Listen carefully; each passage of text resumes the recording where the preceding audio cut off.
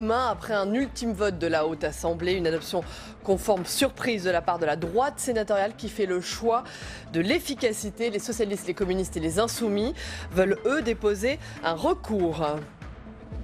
Mettre fin aux agressions de pompiers, c'est l'objet d'une mission d'information sénatoriale pilotée par le socialiste Patrick Kanner. Objectif, se pencher sur les agressions des sapeurs-pompiers en augmentation inquiétante. La semaine dernière, une proposition de loi a été adoptée au Sénat. Elle permet aux témoins d'une agression de pompiers de témoigner justement anonymement. Quelle sortie pour le grand débat alors que se profile la campagne des élections européennes? Emmanuel Macron fera des propositions jusqu'à l'été. Hier, c'est son parti En Marche qui en a dévoilé certaines. Cette semaine, des conférences sont organisées dans plusieurs ministères. Le gouvernement voulait aller vite dans le contexte des manifestations des Gilets jaunes. Le Sénat va lui donner satisfaction en adoptant, selon toute vraisemblance, sans modification, le texte de la loi anti-casseurs sorti de l'Assemblée nationale. La loi serait ainsi définitivement adoptée par le Parlement. Explication Marie Brémaud. Ce serait donc le choix de la raison. La commission des lois du Sénat a voté sans aucun changement le texte revenu de l'Assemblée nationale concernant la loi dite anti-casseurs.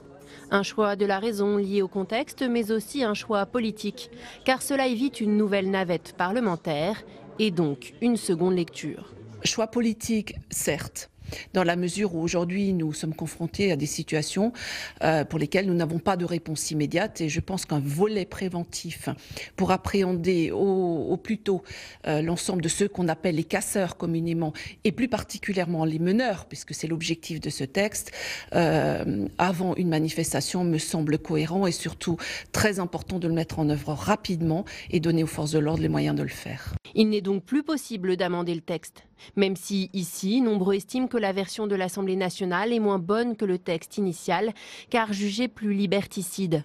En cause notamment l'article 2, qui permet au préfet de délivrer une interdiction de manifester durant 1 mois et sur l'ensemble du territoire. On peut avoir peur que ce soit une atteinte à la liberté, ou on peut, comme d'autres, se résigner à penser que notre démocratie doit aujourd'hui adopter des textes de cette nature. Si la sénatrice centriste a, elle, choisi de voter sans enthousiasme pour ce texte, les socialistes s'y opposent et attendent maintenant une décision du Conseil constitutionnel. Ce texte présente une constitutionnalité douteuse. Donc on attend que le Conseil constitutionnel nous dise si c'est effectivement une loi anti-casseurs ou si c'est une loi anti-manifestants. Une éventuelle censure constitutionnelle qui sonnerait comme un pied de nez à l'exécutif. Voilà, et dans l'actualité, bien sûr, quelle sortie pour le grand débat, Saveria? Alors que se profile la campagne des élections européennes, Emmanuel Macron fera des propositions jusqu'à l'été. Hier, c'est En Marche, le parti de la majorité présidentielle, qui en a dévoilé certaines. Cette semaine, des conférences sont organisées dans plusieurs ministères. Explication Michael Spitzberg. Des pages remplies de doléances, des heures et des heures de débat, des dizaines de milliers de propositions en ligne. Le grand débat a suscité énormément de réactions et d'interactions. À l'heure de tout synthétiser, un calendrier a été établi. La semaine du 11 mars, il y aura des conférences nationales. Élus, associations et partenaires sociaux se retrouveront dans différents ministères. Objectif, faire émerger des points de convergence des propositions envoyées par les Français. Les 2 week-ends suivants, le 15 et 16 mars et 22 et 23 mars, des conférences citoyennes régionales se tiendront. 18 en tout, auxquelles 70 à 100 citoyens tirés au sort participeront. Enfin, début avril, l'Assemblée nationale et le Sénat débattront des propositions collectées. Il y a des conclusions qui pourront être annoncées sur ces bases-là à court terme, c'est-à-dire qu'il y a des décisions immédiates. Et il reviendra au gouvernement, à moi-même, de les annoncer avec clarté. Et il y a sans doute aussi des chantiers que nous allons ouvrir qui supposeront un temps, pas de concertation, mais de travail actif. Et donc des chantiers que nous allons ouvrir qui prendront plusieurs mois. Il est clair que ce n'est pas le 20 avril qu'on aura trouvé toutes les solutions. Un risque cependant, un télescopage du grand débat avec les élections européennes, dont la campagne démarrera le 30 mars. Voilà, on continue l'actualité parlementaire et politique avec le face-à-face dans un instant. À tout de suite. Bonjour Philippe Dallier, vous êtes sénateur LR des Hauts-de-Seine, premier vice-président du Sénat. Ah non, pas des Hauts-de-Seine, de Seine-Saint-Denis. Seine-Saint-Denis, pardon, excusez-moi. Et merci d'être sur ce plateau ce matin. Bonjour Philippe Dallier, vice-président des Républicains. Du Sénat, excusez-moi. Vice-président Les Républicains du Sénat. On va y arriver. J'aimerais tout d'abord vous entendre sur la loi anti-casseurs qui sera examinée et votée sans doute demain. Beaucoup jugent ce texte, on l'a vu dans le sujet, liberticide, attentatoire aux libertés publiques. Est-ce que vous partagez cette opinion ? Il y a quelques inquiétudes, effectivement, sur des dispositions qui ont été adoptées par l'Assemblée nationale. Donc, beaucoup s'interrogent sur le fait de savoir si ce texte, en l'état, passera le Conseil constitutionnel. Bon, c'est une vraie question. D'un côté, après ce que nous avons vécu à l'automne dernier, il y a effectivement la nécessité de renforcer les textes. De l'autre côté, effectivement, ne pas aller trop loin. Est-ce que ces mesures, le texte comprend un délit de dissimulation du visage, interdiction administrative de manifester, est-ce que toutes ces mesures, elles sont nécessaires aujourd'hui ? Sur la dissimulation du visage, je crois que les images qui ont tourné en boucle en novembre et décembre nous montrent que oui, on a tout à fait le droit d'aller manifester, il faut préserver cette liberté. Maintenant, quand on y va effectivement masqué pour ne pas être reconnu par la police, ça n'est pas acceptable. La droite sénatoriale fait le choix de voter conforme le texte du gouvernement, c'est surprenant. Surprenant, écoutez, d'abord attendez que le débat ait lieu, mais effectivement l'idée est... On se dirige vers ça, visiblement, la commission de la voter. L'idée est plutôt celle-là. Encore une fois, ça ne fait pas disparaître les questions qui peuvent se poser, mais voyez-vous, les institutions sont bien faites, il y a un Conseil constitutionnel et il se prononcera sur le texte. 50 députés En Marche s'étaient abstenus, dénonçant justement cette loi liberticide. C'est pas votre avis? Pourtant, demain, le préfet pourra décider donc si telle ou telle personne a le droit de manifester. C'est le point qui pose effectivement question, comment les préfets utiliseront cette possibilité. Et encore une fois, interdire à des individus qui ont dans un passé récent, utilisé ces manifestations pour casser, qu'on les empêche d'assister aux manifestations suivantes, moi je n'ai rien à redire là-dessus. Maintenant, effectivement, il y a la manière dont cette disposition sera utilisée. Faut-il être certain effectivement que ceux qui seront fichés comme tels et interdits de manifester, espérer que l'usage qui sera fait de ces dispositions n'ira pas trop loin. Il y a effectivement une limite à ne pas franchir, il y a une interrogation sur cette limite. J'aimerais vous entendre sur un autre sujet, les agressions envers les sapeurs-pompiers. Elles sont en réelle augmentation. Une mission d'information sénatoriale va voir le jour, pilotée par le socialiste Patrick Kanner. Est-ce que c'est un phénomène que vous constatez, vous, en Seine-Saint-Denis, les agressions envers les sapeurs-pompiers? Pas seulement en Seine-Saint-Denis, vous savez, mais ce sont les pompiers, ce sont les urgences des hôpitaux, les médecins qui sont parfois agressés. On sent que le degré de violence, et pas seulement la violence verbale, augmente partout dans la société. Ça n'est pas un phénomène récent, mais tout cela s'amplifie au fil du temps. Et alors, contre les pompiers ou contre les médecins aux urgences, c'est particulièrement choquant. Ils sont là dans une mission de service public pour apporter leur aide aux autres, et qu'ils soient pris à partie comme ça, c'est absolument scandaleux. Philippe Dallier, le grand débat, ou plutôt la sortie du grand débat, l'exécutif Emmanuel Macron prône une sorte de grand débat permanent. On voit, ils ont quand même beaucoup de mal à imaginer la sortie de ce grand débat. Le grand débat permanent, écoutez, un gouvernement est d'abord là pour agir. Et je pense que c'est ce qui pose problème. Nous sommes bientôt à la fin de la deuxième année du quinquennat. Il faut quand même se souvenir de cela. Et nous voilà au terme de cette deuxième année, et le gouvernement est en train de se demander quelle politique il va conduire. Alors, on sait que tout cela vient effectivement des erreurs qui ont été commises depuis juin 2017, et maintenant on essaye de les corriger. Mais ceci étant dit, il ne faut pas oublier la situation dans laquelle se trouve ce pays, la nécessité de le réformer, et il faut passer à l'action. Donc discuter, c'est bien, mais il y a un moment, il va falloir décider. Et c'est là où la difficulté va à nouveau apparaître. Alors justement, hier, En Marche a présenté des premières propositions, notamment permettre des propositions de loi d'initiative citoyenne, ou encore, on en a beaucoup parlé, réindexer les retraites les plus modestes sur l'inflation. Est-ce que ça, vous y seriez favorable? Écoutez, réindexer les retraites, bien évidemment. Ce gouvernement a pris le risque, et il a été le premier de désindexer les retraites, au même moment d'ailleurs où il augmentait la CSG. Et en expliquant qu'au-delà de 1 200 €, enfin c'était l'idée de départ, on était considéré comme suffisamment riche pour supporter ces dispositions. Ça a été une erreur monumentale. Donc revenir dessus, écoutez, on va le saluer. Maintenant, il y a la question de la suite. Le déficit, je le rappelle, pour l'année 2019, il est donné à 110 milliards d'euros, avec une croissance qui est en train de s'effondrer. Vous voulez dire que tout ça, c'est pas financé? Du grain à moudre, résoudre. Je me demande où le président de la République va le trouver. Et c'est bien la difficulté de l'exercice, parce que tant qu'on discute, on peut demander à chacun ce qu'il aimerait, mais après, il va falloir choisir.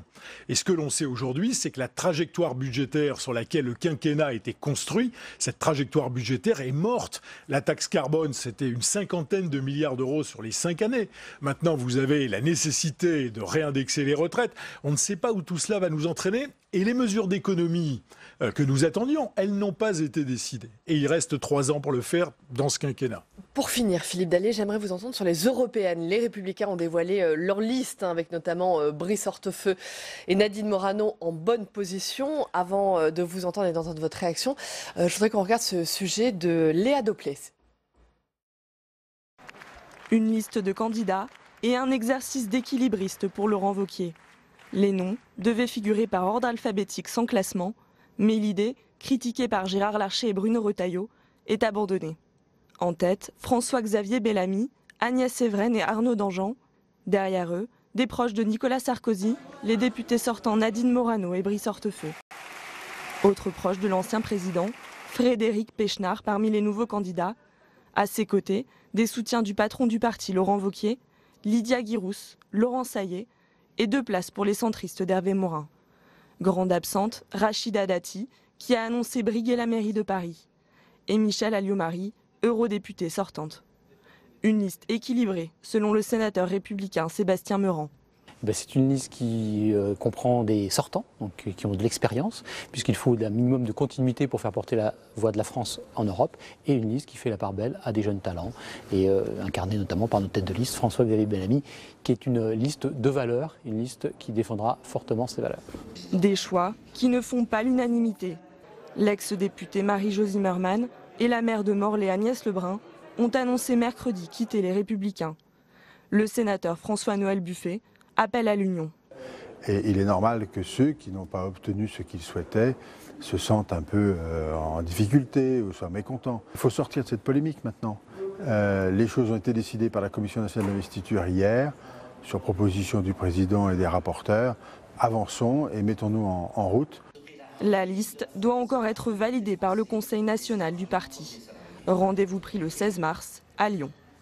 Philippe Dallier, vous y croyez à cette liste conduite par François-Xavier Bellamy? Beaucoup de ténors de votre parti, des Républicains, ont émis des doutes, notamment Valérie Pécresse.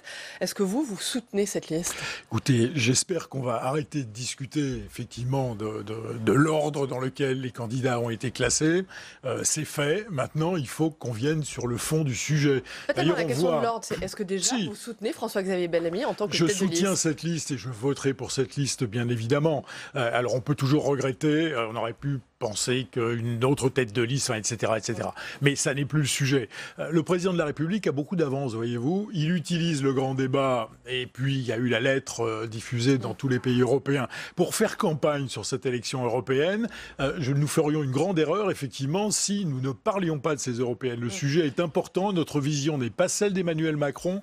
Il est temps de développer tout cela pour intéresser nos concitoyens. Sur le fond des choses, justement, Emmanuel Macron, dans sa liste, propose de renforcer les frontières extérieures de l'Europe et de remettre à plat l'espace Schengen. Tout ça, vous signez? Mais bien sûr que là-dessus, on est d'accord. La question, c'est quelle capacité d'ailleurs a-t-il Emmanuel Macron à entraîner ses partenaires européens? Ce matin, en Allemagne, est parue la réponse à Emmanuel Macron. Elle n'est pas donnée par Angela Merkel, elle est donnée par la présidente de la CDU, qui d'ailleurs a rédigé un courrier. Oui, c'est effectivement celle qui prendra peut-être la suite d'Angela Merkel, mais c'est une responsable de parti qui répond au président de la République française. Il y a un petit problème de positionnement. Et donc ça démontre aussi que quand Emmanuel Macron veut, en tant que chef de la majorité ou chef d'LREM ici, aller donner des leçons ailleurs en Europe, ça ne fonctionne pas forcément. Dernière question, est-ce que Laurent Wauquiez doit être comptable du score qui sortira de ces élections européennes et en cas d'échec justement, remettre son mandat de patron des Républicains en jeu? Tout responsable, quel qu'il soit dans toute organisation, est responsable et comptable des résultats de son organisation. Personne n'irait dire le contraire. Maintenant, encore une fois, concentrons-nous sur ces élections. Faisons en sorte que notre liste obtienne le meilleur résultat possible. C'est 15%?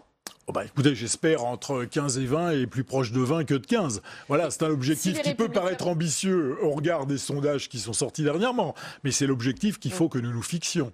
Si les Républicains n'atteignent pas 15%, est-ce que Laurent Wauquiez devra prendre ses responsabilités et remettre son mandat de président des Républicains? Je pense que Laurent Wauquiez est assez grand pour savoir ce qu'il aura à faire si jamais le résultat n'est pas à la hauteur de nos espérances. Mais encore une fois, nous sommes là d'abord pour faire campagne et engager le dialogue avec les Français. Philippe Dallier, j'ai vu que vous aviez tweeté à propos de la dauphine d'Angela Merkel. Vous en avez parlé tout à l'heure. Elle s'appelle Annegret Kramp. Elle dirige la CDU. Elle lui a succédé à Angela Merkel. Elle propose de supprimer le Parlement de Strasbourg. Elle veut un porte-avions européen et elle refuse la mutualisation des dettes. Ça va être très compliqué, la relation franco-allemande. Mais bien évidemment que ça va être très compliqué et beaucoup plus compliqué que le laisse entendre le président de la République. Vous savez, si la France veut entraîner l'Europe, il faudrait qu'elle commence par respecter les engagements qu'elle a pris. Et nous ne le faisons pas, notamment en matière économique et budgétaire. Alors on peut toujours proposer d'aller mutualiser nos dettes au niveau européen. Ça nous arrangerait. Mais je comprends que les Allemands qui sont en phase de désendettement, qui ont des excédents budgétaires, 40, 50 milliards d'euros par an, alors que nous cumulons les déficits, écoutez, je comprends que les Allemands ne soient pas sur la même longueur d'onde. Le Parlement de Strasbourg ? Non, ça, j'y suis absolument opposé. C'est toujours une bataille de défendre Strasbourg au sein de l'Europe, donc j'espère bien que nous tiendrons ferme sur le sujet. Merci Philippe Dallier, donc sénateur LR de Seine-Saint-Denis, président du Sénat. Merci. On passe à l'agenda. Ce qui se passe au Sénat cette semaine, demain, on vient d'en parler, demain à 14h30 en séance, l'examen de la loi anti-casseurs. C'est la proposition de loi pour renforcer et garantir l'ordre public. C'est le fameux texte controversé, imaginé, écrit par Bruno Retailleau et porté par la droite sénatoriale. La droite qui s'apprête donc visiblement à voter conforme ce texte. Mercredi à 14h30, explication de vote, puis vote sur la deuxième lecture de la proposition de loi visant à favoriser la reconnaissance des proches aidants. Un texte porté par le groupe centriste qui vise donc à favoriser le recours au congé des proches aidants. Enfin, jeudi à 14h, c'est la grande journée, les 19e rencontres sénatoriales de l'apprentissage sur le thème l'apprentissage, les nouveaux enjeux de la formation. Des journées sous le patronage du président du Sénat, Gérard Larcher. Merci beaucoup, Saveria, pour l'agenda. On passe maintenant au décryptage avec l'œil 2 dans un instant.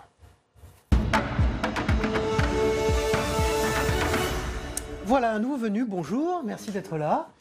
Carbon de 16, vous êtes avocat en droit public et merci d'être présent sur ce plateau ce matin. Je vous en prie, avec plaisir. Bonjour. Je ne suis pas avocat en droit public, hein. Je suis spécialiste des libertés publiques, mais le droit public, c'est le droit. Hein. Mais vous êtes avocat. Oui. Mais c'est juste pour pas vous mentir en vous disant que j'aurais une spécialité en droit public que je n'ai pas. Très bien. Bonjour.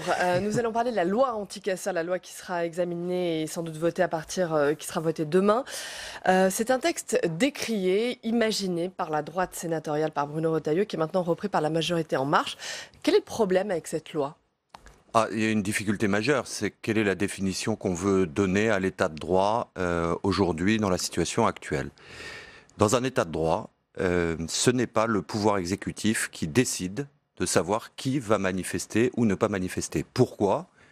Parce que c'est souvent le pouvoir exécutif et les mesures qu'il compte entreprendre qui sont discutées dans les manifestations. Donc si vous voulez, cette loi rentre dans la sphère du conflit d'intérêts. C'est-à-dire que c'est la personne mise en cause qui décide de savoir qui peut le mettre en cause ou non. La gauche, une partie de l'opposition, juge précisément ce texte liberticide, attentatoire aux libertés publiques.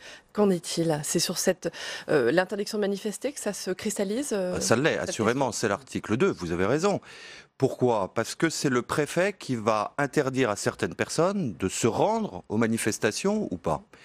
Or, sans instruire le procès du corps préfectoral, on sait que ces mesures ont déjà donné lieu à des excès. Quand ? Très récemment, lorsque nous avons promulgué l'état d'urgence en 2016 et au préalable, mais que nous l'avons reconduit à plusieurs occasions, ce fut officiellement pour lutter contre le terrorisme. Mais on a vu, au moment de la COP21, des préfets interdire à des militants écologistes de se déplacer, or ils ne présentaient aucune menace terroriste.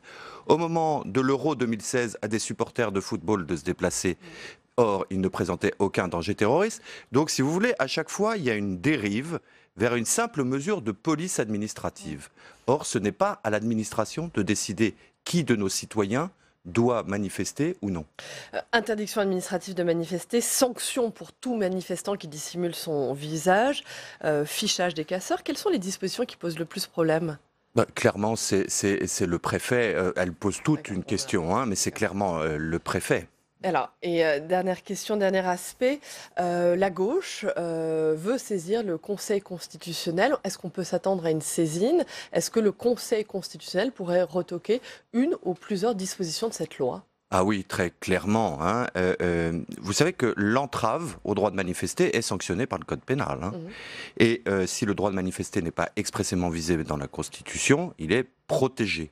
Or, aujourd'hui, c'est un droit qui est menacé, et qui est menacé au nom d'un principe sécuritaire qui est dévoyé. Parce que, pour reprendre la belle formule de mon confrère François Sureau, ce n'est pas le délinquant qu'on intimide, c'est le citoyen. Et là, le Conseil constitutionnel a un rôle à jouer, puisqu'on vient entraver une liberté publique et individuelle fondamentale. Donc pour vous, il est évident que le Conseil constitutionnel va retoquer il va être saisi une partie de cette loi. Alors moi, je ne peux pas préjuger des décisions du Conseil constitutionnel, mais je serais très surpris qu'il en y en aille autrement.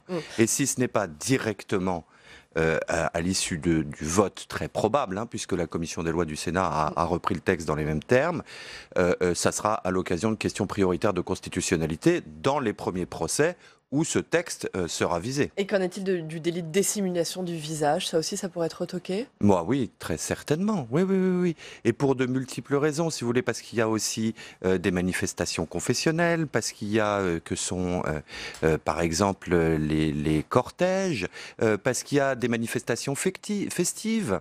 Et le deuxième danger que représente, comme les carnavals, et le deuxième danger que représente ce texte, c'est que vous ne savez pas ce qu'une prochaine majorité en fera. Très bien, merci pour cet éclairage, merci beaucoup. Merci de votre invitation. Avocat donc, mais vous nous avez éclairé en droit public. Merci beaucoup. J'en suis ravi. Merci à vous. On passe dans un instant aux unes de la presse quotidienne régionale, dans un instant.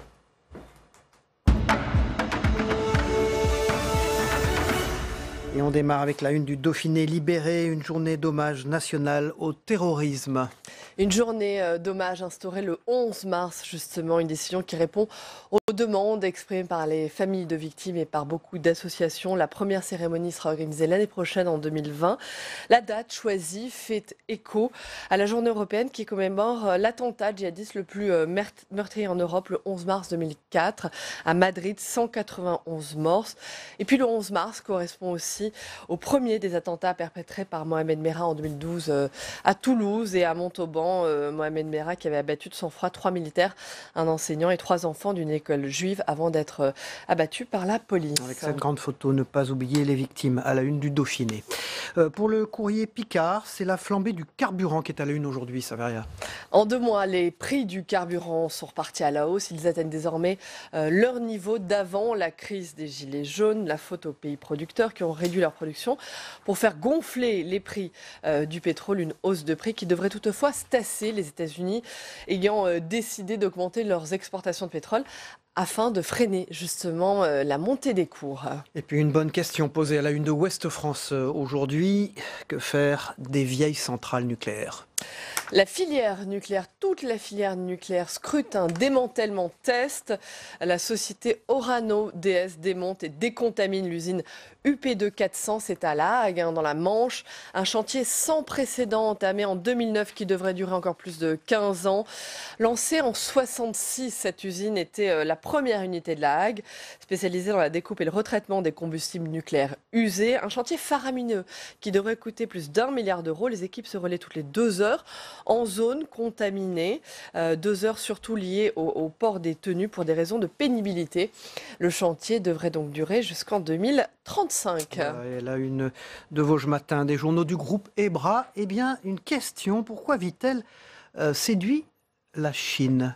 Située dans l'ouest des Vosges, Vittel, commune de 5200 habitants, tisse depuis 10 ans des liens privilégiés avec la République populaire de Chine. Outre la forte présence du Club Med, de nouveaux investissements chinois sont prévus. Depuis 10 ans, ces financements chinois se multiplient dans la cité thermale. Club Med, donc bien sûr, qui appartient depuis 2015 au groupe chinois Fosun International, un géant dont le chiffre d'affaires mondial dépasse les 11 milliards d'euros. Mais ce n'est pas la seule implantation chinoise à Vittel. Les Thermes de Vittel renferment dans ses murs le Yongvi Center, un centre de soins parfaite. Inspiré de la médecine chinoise, et puis également un projet de champignonnière qui va voir le jour à l'entrée de la commune. On va suivre tout ça. C'est la champignonnière qui nous intéresse, vous allez nous en reparler. On en reparlera. Merci. À demain, merci à vous. Très bonne journée, à demain. Nous, on continue. On va dans un instant regarder le temps qu'il fait en France, ainsi que dans les départements français des Outre-mer. Et puis ensuite, on regarde ensemble le Zap Matin de Christophe Combarieux, ce qui s'est passé aussi chez nos confrères dans les autres matinales d'infos. Puis on se retrouve après. À tout de suite. La météo des territoires vous est présentée par la filière CRC, engagée pour le bon, dans l'assiette et dans les champs.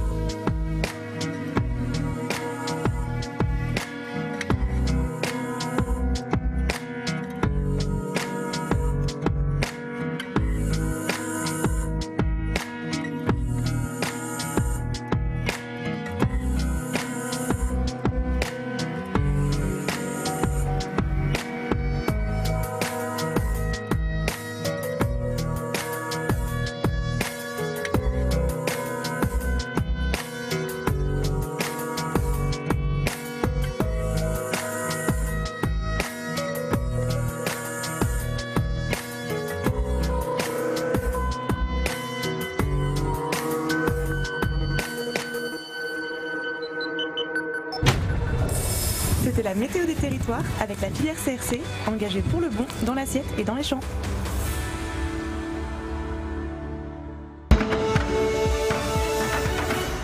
Au cœur des préoccupations des Français pendant les grands débats, le pouvoir d'achat. Et la première suggestion de La République En Marche est sûrement la plus symbolique, la réindexation des retraites les plus modestes sur l'inflation. C'est un débat que nous lançons aujourd'hui, qui est un vrai débat de société, qui est à la fois cohérent, pas de finances magiques, mais qui permettra de traduire aussi une attente de justice sociale qui est très forte dans notre pays. Il joue aux pompiers pyromanes.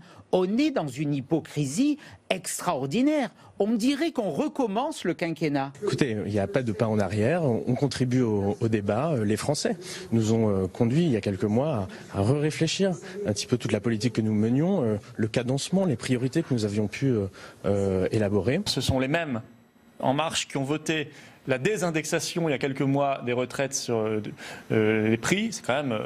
Allez, on va être gentil, c'est de l'enfumage. Autre thème central, la justice fiscale. Stanislas Guérini, délégué général du parti, propose d'augmenter l'impôt sur la fortune immobilière. Vous me posez la question de savoir s'il faut si la décision qui a été prise de transformer l'ISF en IFI était la bonne et s'il faut oui ou non rehausser l'IFI. Il faut en mesurer les conséquences. Ce n'est pas quelque chose qui se décide sur un coin de table. Et sur le patrimoine immobilier, ils veulent soi-disant le réaugmenter alors que c'est eux qui ont supprimé une bonne partie de l'ISF. Enfin, tout cela est assez comique mais désespérant pour la crédibilité de la politique. Ils nous demandent deux choses, les Français. Penser à leur avenir. Penser à leur avenir, ils sont inquiets pour leur avenir, penser à leur territoire et penser à la manière dont fonctionne notre démocratie. Mais on n'aura peut-être pas le référendum d'initiative citoyenne en permanence tous les 3 jours qui défera et refera. Mais il y aura évidemment des réponses. Et donc je ne pense pas qu'il faille préparer les gens à une déception. Là, c'est une espèce de vague pétition où on demanderait à ces bons députés et parlementaires de bien vouloir examiner un éventuel projet de loi ou proposition de loi. Et puis ensuite, c'est eux qui votent. C'est pas ça, Rick. Or, ils ont essayé de présenter cela comme une initiative citoyenne. C'est faux. Vous avez à la fois la démocratie directe, les citoyens qui disent à leurs représentants, à leurs élus, nous souhaitons que ce sujet soit mis sur la table et débattu, alors qu'il n'était peut-être pas à l'ordre du jour, et les assemblées qui, elles, vont être obligées de se positionner, de travailler le texte, de l'amender si besoin, de le réfléchir et de le débattre, pourquoi pas aussi de le voter. Ce qui est certain, c'est que quand vous allez faire des grands débats, quand vous allez écouter pendant des heures nos concitoyens, dans la salle, il y a des gens qui veulent faire blanc ou noir. À la fin, nous, il faut qu'on prenne une décision, qu'on fasse un choix. Vous allez faire gris. Et donc peut-être qu'on fera gris, peut-être parfois on fera blanc, peut-être parfois on fera noir. On ne pourra pas dire oui à tout le monde sur tous les sujets. Voilà le Zap Matin. Demain, c'est une ministre, Agnès Pannier-Runacher, secrétaire d'État à Bercy auprès du ministre de l'Économie et des Finances, qui sera notre invité politique. Merci de votre fidélité. Bonne journée à tous et à demain. Au revoir.